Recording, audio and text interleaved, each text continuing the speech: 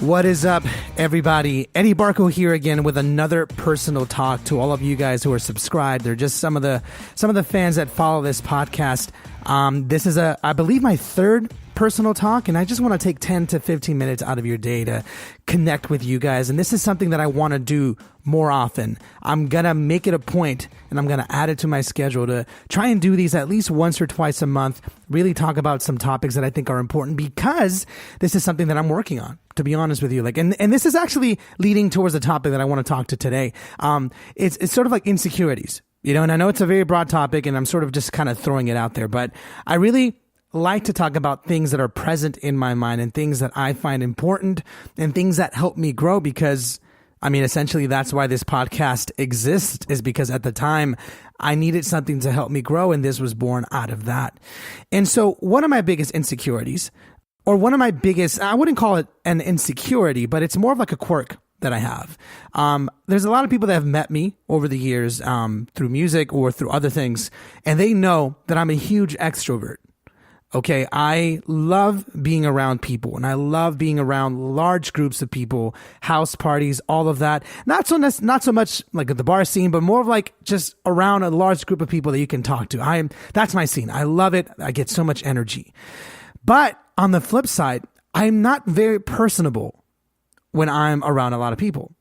And by that, I mean, I will talk to you. I will talk for hours. We will have fun. But when it comes to the nitty gritty, being honest about what I think, that I reserve for one-on-one.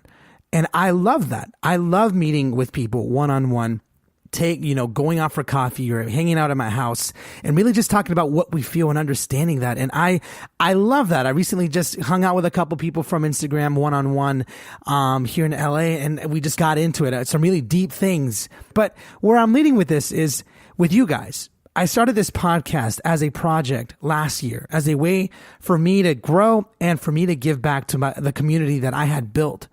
And I did not expect for it to grow as far as it did, for me to be interviewing all these guests that I'm interviewing today. And I'm not even sure if it will be released at this point, but I have San Holo coming up soon, or maybe at this one, the episode has already been released, which he's a huge artist. He's one of the biggest, he's on his way to becoming one of the biggest things in EDM. And I am blown away that someone like that would want to come on my show to talk to me about music and his life and that sort of thing. So what I'm saying is 12 months ago, I did not at all think I would be sitting here doing that sort of thing. But because of that, because I set out on this project and figuring out how to do this podcast, I never really stopped to think about how open do I want to be with my audience. And this is something I'm going to be honest with you. Up until this point, all of you guys that have followed me, you have listened to me talk to my guests, you have listened to me talk to people and interview them. And that's really what I do every day of my life. I talk to people and I love to getting to know them, but I am very reserved. Or not very reserved. Let me take that back. I'm not very reserved. I'm very careful with what I show.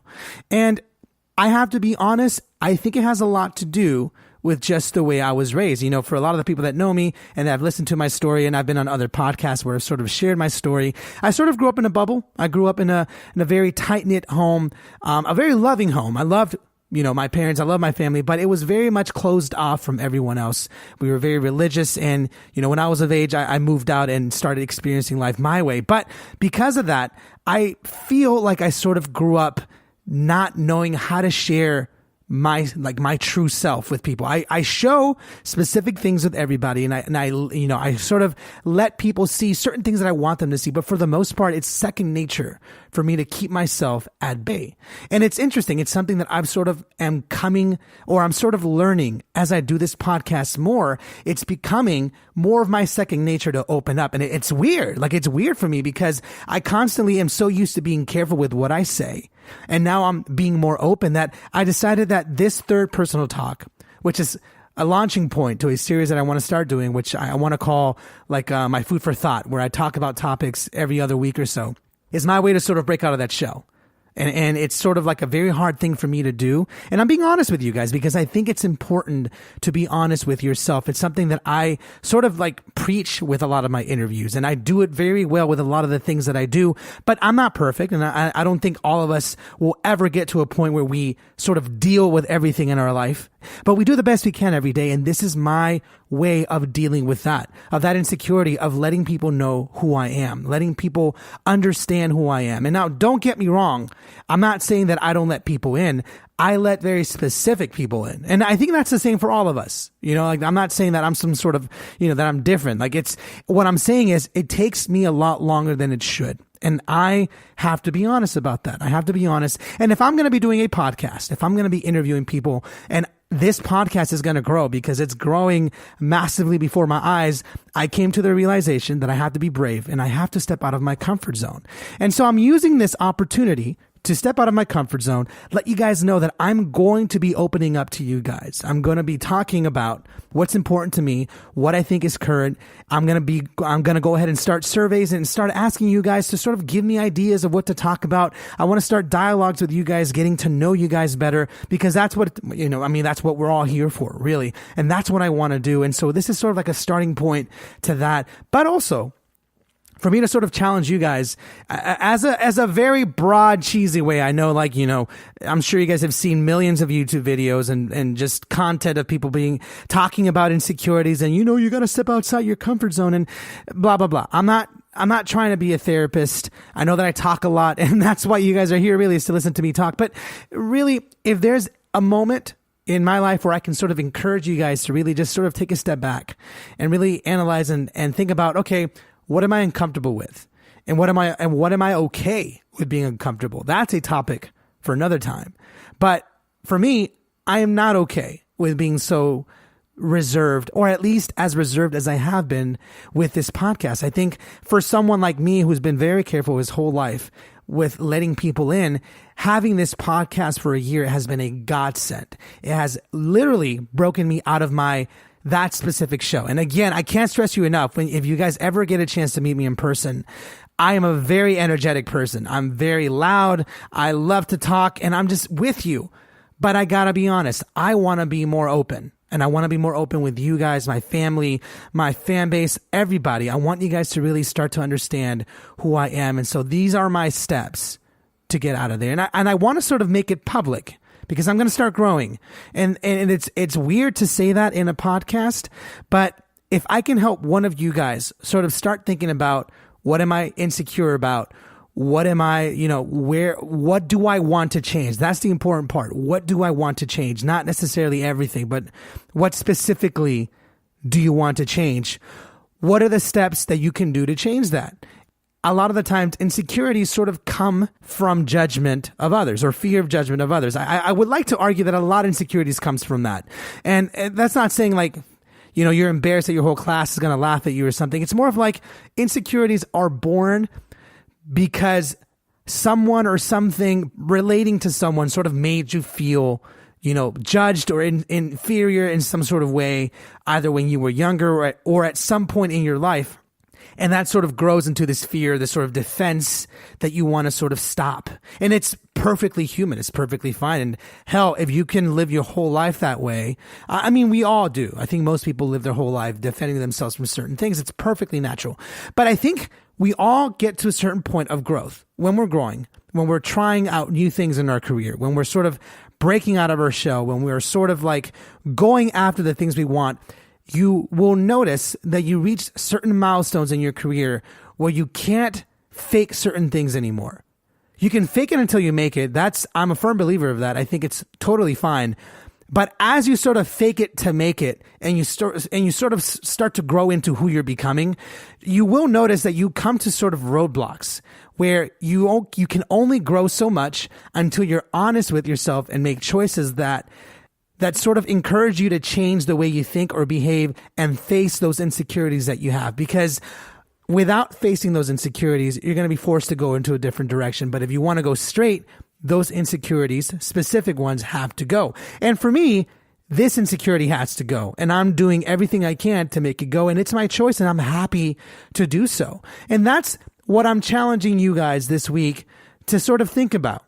in your growth, in the career that you're sort of headed in, what are some of the things that you've done that you felt defensive over your whole life that you feel that you need to change? And again, I'm reiterating, not everything in your life has to change. There will always be some insecurities that you're going to have for the rest of your life. Like me, for example, I'm always going to be afraid of heights. It's probably never going to change. I'm not going to become a pilot anytime soon.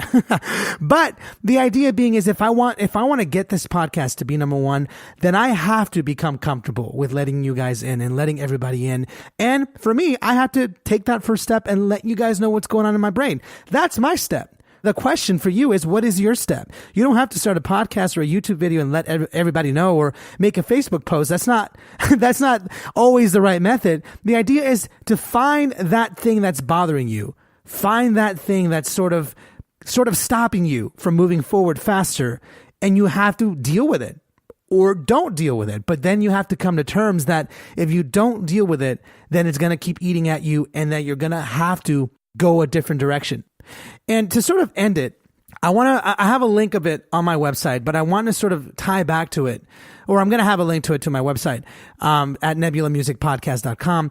There is this TED Talk that I absolutely encourage everybody to listen to. I love TED Talks, and I've said that many times in my interviews, where this astronaut, I forget his name, but he's one of the most popular astronauts of our modern day. He talks about fear and talks about insecurities. And long story short, he gives this metaphor that the only way to grow out of your fears is to face them. I mean, cheesy, right? So he gives this example of a spider.